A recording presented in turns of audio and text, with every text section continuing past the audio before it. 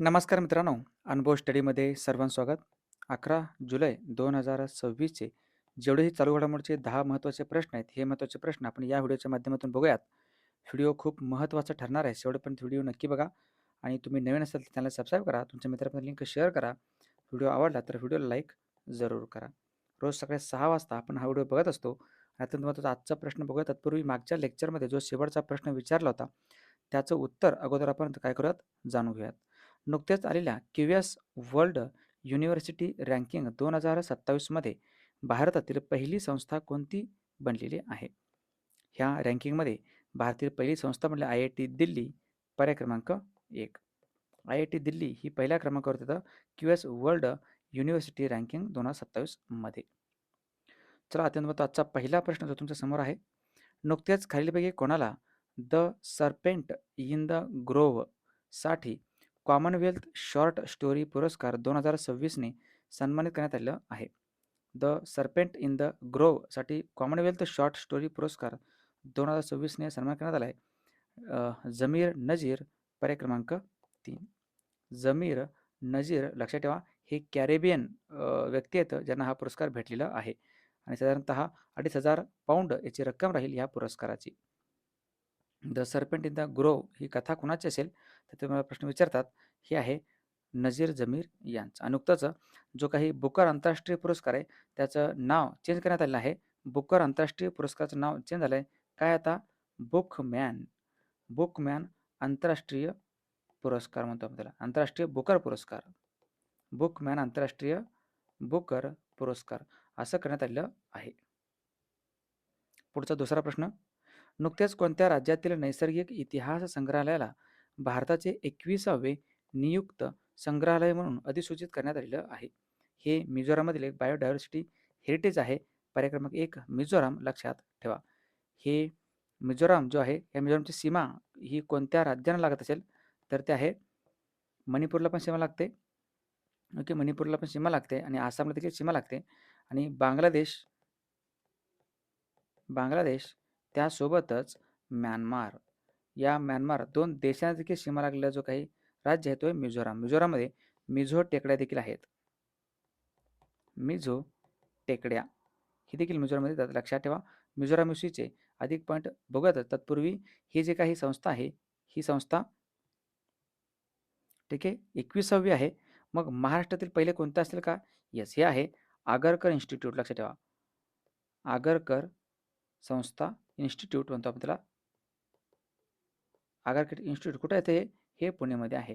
हे महाराष्ट्रातील एकमेव ह्या अशा लिस्टमध्ये सामील होणारं आपलं म्युझियम आहे. आगरकर इन्स्टिट्यूट कुठे येतं? पुण्यामध्ये आहे. मग मिझोरामविषयी अधिक पॉईंट. स्थापना आहे 1987. मिझोराम. राजधानी ऐजवाल आहे. मुख्यमंत्री आता लालदोहोमा.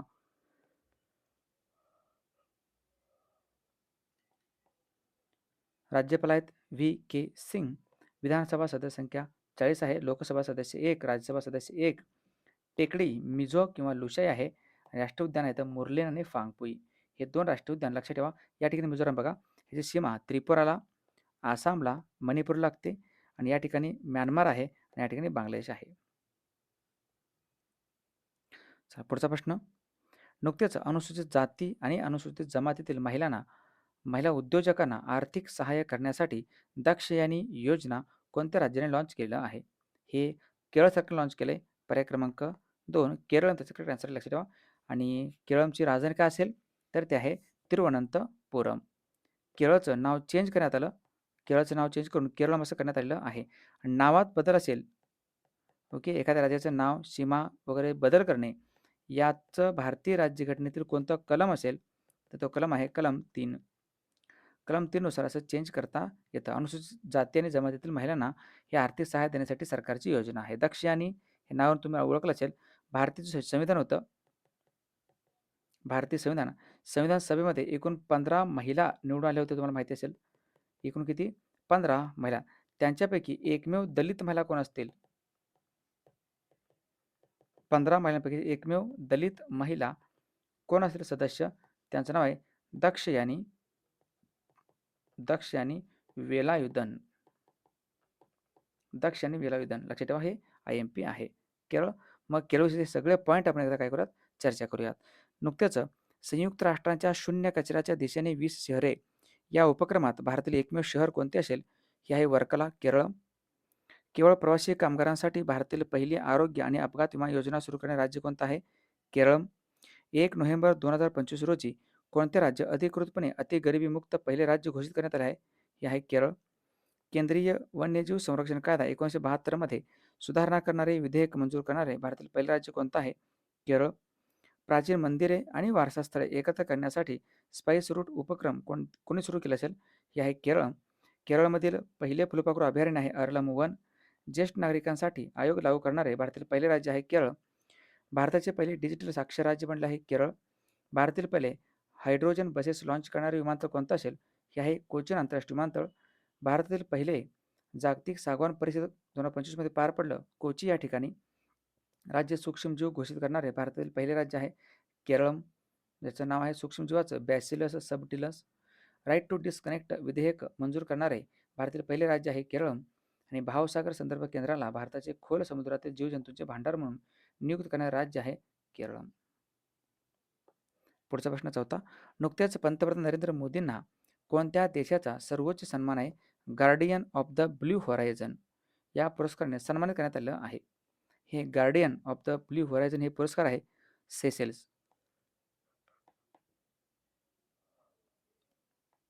सेशेल्स लक्षात ठेवा.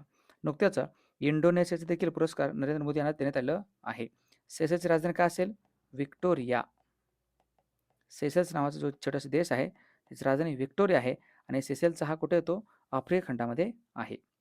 भारत व सेशेल्स या दोन्ही देश मिळून कोणता युद्धाभ्यास साजरा करतात का? भारत व सेशेल्स यांच्या दरम्यान कोणता युद्धाभ्यास आहे? आहे एक कुठलं? लामित्य किंवा लामित्य. लामित्य युद्धाभ्यास भारत व सेशेल्स यांच्या दरम्यानच आहे, लक्षात ठेवा. पुढचा प्रश्न पाचवा. नुकत्याच अंदमान व निकोबारमध्ये शोधण्यात आलेल्या सोलनम पांडेह ही कशाची प्रजात आहे? हे आहे एक ब्रिंजल म्हणजे वांगे. हे एक जंगली वांग्याची प्रजात आहे. पर्याय क्रमांक 1 जंगली वांगे. आणि हे कुठे आहे? अंदमान निकोबारमध्ये आहे. अंदमान निकोबारमध्ये जे काही आदिवासी जमात आढळते त्याचं नाव आहे ग्रेट अंदमानी. ग्रेट अंदमानी लक्षात ठेवा. ही आदिवासी जमात आहे आणि ही जमात जास्तीत जास्त करून ही जी काही वांगे आहे हे वांगे वापरतं. सगळ्यात जास्तीत जास्त हे वांगे वापरतं अंदमानमध्ये, लक्षात ठेवा. अंदमानच्या सदाहरित जंगलामध्ये ही प्रजात नवीन शोधण्यात आलेली आहे. आणि जे दातांचा संसर्ग आहे या दातांच्या संसर्गावर याचे बिया आणि याचे मुळे हे लोक वापरतात ग्रेटर अंदमानी वाले. अंदमान निकोबारची राजधानी श्री विजयपुरम आहे, लक्षात ठेवा. श्री विजयपुरम. पूर्वी पोर्ट ब्लेअर होतं, नाव चेंज करून श्री विजयपुरम असं करण्यात आलेलं आहे.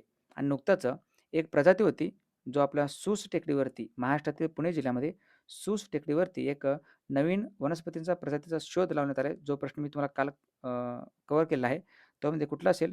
कॅन्स्कोरा अग्नी.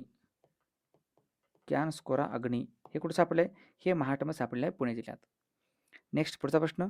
नुकतेच रिम पॅक 2026 हा जगातील सर्वात मोठा आंतरराष्ट्रीय सागरी सरावाची 30वी आवृत्ती नुकतेच कोणत्या देशात पार पडलेली आहे? ही 30वी ही आवृत्ती आहे आणि कोणत्या देशामध्ये पार पडली असेल? अमेरिका. पर्याय क्रमांक 4 अमेरिका. लक्षात ठेवा. अमेरिकेचे 47व्या क्रमांकाचे डोनाल्ड ट्रम्प जे आहेत हे डोनाल्ड ट्रम्प राष्ट्राध्यक्ष आहेत अमेरिकेची. राजधानी आहे वॉशिंग्टन DC. वॉशिंग्टन DC मध्येच IMFचं मुख्यालय पण आहे आणि वर्ल्ड बँकेचं पण मुख्यालय इथंच आहे. हे सर्वात मोठं सागरी काय आवृत्ती आहे, लक्षात ठेवा, सागरी युद्धाभ्यासाची. पुढचा प्रश्न 7वा. नुकत्याच स्वित्झर्लंडमधील लुसर्न येथे पार पडलेल्या वर्ल्ड रोईंग चॅम्पियनशिप 2026 मध्ये भारताला प्रथमच सुवर्णपदक कोणत्या जोडीने मिळवून दिलं? हे रोईंगचं चॅम्पियनशिप आहे. ह्याच्यामध्ये विजेता कोणता संघ असेल? याचं विजेता बनला आहे अमेरिका. अमेरिका ह्याचं विजेता बनले आहे, लक्षात ठेवा. आणि भारताला प्रथम सुवर्णपदक मिळवून दिलं आहे तर त्याचं नाव आहे लक्ष्य व उज्ज्वल. पर्याय क्रमांक 2 लक्ष्य व उज्ज्वल, लक्षात ठेवा. यांनी ही जे काही पदक आहे हे पदक भारताला मिळवून दिले आणि यांचा संबंध कोणत्या खेळाशी विचारतील? हे तर रोईंग. पुढचा 8वा प्रश्न. नुकतेच खालीपैकी कोणत्या देशात 2000 वर्ष जुने ब्राह्मी लिपीचे सोन्याची अंगठी सापडलेले आहेत? 2 जोडी सापडल्यात, 2 अंगठी आहेत ह्या. हे अशा पद्धतीचं या ठिकाणी वर थाई भाषेमध्ये लिहिलेलं आहे, कारण हे थायलंडमध्ये सापडले. पर्याय क्रमांक 1 थायलंड. लक्षात ठेवा. ह्याची राजधानी काय असेल? थायलंडची राजधानी आहे बँकॉक. आणि थायलंडचं चलन काय असेल? तर ते चलन बाहत. थायलंडचं चलन बाहत आहे आणि राजधानी बँकॉक आहे. ही ब्राह्मी लिपीचं सोन्याची अंगठी सापडलेली आहे. भूतान. मग या ठिकाणी भूतानची राजधानी काय असेल? भूतानची राजधानी आहे थिम्पू. नेपाळची राजधानी काठमांडू आहे. काठमांडूमध्ये सार्क संघटनेचं हेडक्वार्टर देखील आहे. मालदीवची राजधानी आहे माले. आणि मालदीव हा आशिया खंडातील सर्वात लहान देश आहे, हेही विसरू नका. पुढचा प्रश्न 9वा. दरवर्षी जागतिक लोकसंख्या दिन हा कधी साजरा केला जात असतो? जागतिक वर्ल्ड पॉप्युलेशन डे जागतिक लोकसंख्या दिन असतो 11 जुलैला. पर्याय क्रमांक 4 11 जुलै. लक्षात ठेवा. आणि यंदाचा विषय थीम काय असेल? तर ते realising the hopes and aspirations of young people today and for the future. थोडंसं मोठं आहे, पण काय हरकत नाही. एक 2-3 वेळेस वाचून निम्मे जरी शब्द लक्षात राहिले तरी तुम्हाला आन्सर येऊन जाईल. ओके, लक्षात ठेवा. आणि यंदाचं जे काही 21 जूनला आपण जागतिक योग दिवस साजरा केला. ओके, जागतिक योग दिन. याचा थीम काय असेल? याचा विषय काय होता यंदाचा 2026चा विषय? तरी आहे yoga for healthy ageing. Yoga for healthy ageing. जागतिक लोकसंख्या दिन लक्षात ठेवा. आणि लोकसंख्या जी आहे ती लोकसंख्येची जी जनगणना आहे साधारणतः जनगणना सध्या स्टार्ट झालेली आहे भारतामध्ये. लक्षात ठेवा. नेक्स्ट 1 जुलैला राष्ट्रीय डॉक्टर्स दिन म्हणून साजरा केला जातो. जीएसटी दिवस असतो आणि महाराष्ट्र कृषी दिवस SBI दिन पण तेव्हाच आहे. 2 जुलैला आहे जागतिक क्रीडा पत्रकार दिन. 3 जुलैला असतो आंतरराष्ट्रीय प्लास्टिक पिशवी मुक्ती दिन. त्यानंतर 4 जुलैला आहे अमेरिकन स्वातंत्र्य दिन. 6 जुलैला आहे जागतिक ग्रामीण विकास दिन. 7 जुलैला आहे जागतिक क्षमा दिवस. आणि 9 जुलैला आहे तर राष्ट्रीय विद्यार्थी दिन. पुढचा प्रश्न अंतिम 10वा. नुकत्याच आलेल्या टाइम आउटच्या जगातील सर्वाधिक आनंदी टॉप 10 शहरांच्या यादीत भारतातील एकमेव शहर कोणतं आहे? जे संपूर्ण जगामध्ये ओके हॅपी इंडेक्स म्हणतो आपल्याला ॲक्च्युली. हॅपी इंडेक्स म्हणतो आपण. आणि टॉप 10मध्ये भारतातील एक शहर आहे, तो म्हणजे जयपूर. पर्याय क्रमांक 3. जयपूर हे टोटल रँकिंगमध्ये 6व्या क्रमांकावरती येतं. जयपूर त्या ठिकाणी हवा महल हे जे दिसतं ही वास्तू आहे हवा महल. हवा महल. लक्षात ठेवा. जयपूर IMP आहे राजस्थानची राजधानी आहे. मग ह्या रँकिंगमध्ये फर्स्ट क्रमांकावरती कोण आहे? बाथ. बाथ नावाचं इंग्लंडमध्ये ठिकाण आहे जे सर्वात खुश आहे, हॅपीएस्ट सिटी आहे. 2 नंबरला पनामा सिटी, 3 नंबरला ओके हे आहे ग्वाडलजारा. ग्वाडलहारा असे म्हणतात कधी-कधी, जी मेक्सिकोमध्ये येतं. लक्षात ठेवा. आणि या ठिकाणी 6व्या क्रमांकावरती येतं जयपूर, जो भारतामध्ये आहे. हे होते आता महत्त्वाचे प्रश्न, महत्त्वाचं GK. चला मागच्या लेक्चरवरती एक रिव्हिजन म्हणून आपण काय करूयात, नजर टाकूयात. आंतरराष्ट्रीय खेळातून निवृत्तीची घोषणा केलेले बेन स्टोक्स हे कोणत्या देशाचे खेळाडू आहेत? इंग्लंड. कोणत्या गावातील सूस टेकडीवर कॅन्स्कोरा अग्नी या नावाच्या नवीन वनस्पतीचा शोध घेण्यात आला आहे? हे आहे महाराष्ट्र. नुकत्याच अखिल भारतीय विद्यार्थी परिषदेच्या स्थापनेनिमित्त भारतात डॅश डॅश रोजी राष्ट्रीय विद्यार्थी दिन साजरा केला जातो, तर हा आहे 9 जुलै. उत्तर प्रदेशमधील जलालाबादचे नाव बदलून काय करण्यात आले आहे? परशुरामपुरी. कोणत्या राज्यात 3ऱ्या राष्ट्रीय स्तरावरील प्राण्यांवरील प्रात्यक्षिक सराव ज्याचं नाव आहे पशुजन्य युद्ध अभ्यास हे पार पडलेलं आहे? हे पार पडलं मध्य प्रदेशमध्ये. पंतप्रधान नरेंद्र मोदी यांना बिनतांग अधिपूर्णा हा कोणत्या देशाचा सर्वोच्च नागरिक पुरस्कार नुकताच प्रदान करण्यात आला आहे? हा देश आहे इंडोनेशिया. वर्ष 2025-26 या आर्थिक वर्षात 3.59 लाख कोटी रुपयांचा जास्त एकूण GST संकलनासह कोणत्या राज्याने भारत आघाडी घेतली आहे? हा राज्य आहे महाराष्ट्र. नुकतेच 65व्या राष्ट्रीय आंतरराज्य वरिष्ठ ॲथलेटिक्स चॅम्पियनशिपमध्ये ज्योती या राजेने महिलांच्या 100 मीटर अडथळा शर्यतीत किती सेकंदाची उत्कृष्ट नोंदवून सुवर्णपदक जिंकले आहे आणि 2026च्या आशियाई खेळामधील आपले स्थान निश्चित केले आहे? हे आहे 12.99 सेकंद. पद्मविभूषण पुरस्कार प्राप्त तीजन बाई यांचे वयाच्या 17 वर्षी निधन झाले. त्याच्या कोणत्या नृत्यास संबंधित होते? ते पांडवा नृत्य. आणि भारताचे रेवा सुंदरच्या आंब्याला पहिली व्यावसायिक निर्यात कोणत्या देशाला पाठवून देऊन त्याचा इतिहास रचना आला आहे? तर तो आहे संयुक्त अरब अमिरात आणि UAE. दोन्हीचा अर्थ एकच आहे. चला या प्रश्नाचं उत्तर सर्वांनी कमेंट बॉक्समध्ये द्यायचं आहे. नुकतेच मध्य आशियातील पहिला प्रतिनिधी म्हणून न्यू डेव्हलपमेंट बँकेत कोणता देश सामील झालेला आहे? याचं उत्तर आपण उद्या बघूयात. इथं शेवटपर्यंत व्हिडिओ बघितल्याबद्दल धन्यवाद. जे आपलं WhatsAppचं चॅनल आहे, यूट्यूबचा ग्रुप नाही आहे, ओके. हे चॅनल आहे, चॅनल लक्षात ठेवा. ह्या चॅनलवरती तुम्ही नक्कीच जॉइन करायचं आहे. अनुभव स्टडी NDSS हे तुम्हाला चॅनलवरती WhatsAppवरती सर्च करून तुम्ही जॉइन करून घ्या. ज्या ठिकाणी मी चालू घडामोडी पाठवतो देत असतो. हे आपलं अनुभव स्टडीचं ॲप आहे. ॲप्लिकेशन नक्कीच तुम्ही इन्स्टॉल करा. त्या ठिकाणी स्पेशल जीकेची पण बॅच आहे. जे तुम्ही एकदा जर व्यवस्थितपणे केला तर तुम्हाला परत बॅच लावायची आवश्यकता पडणार नाही. ठीक आहे.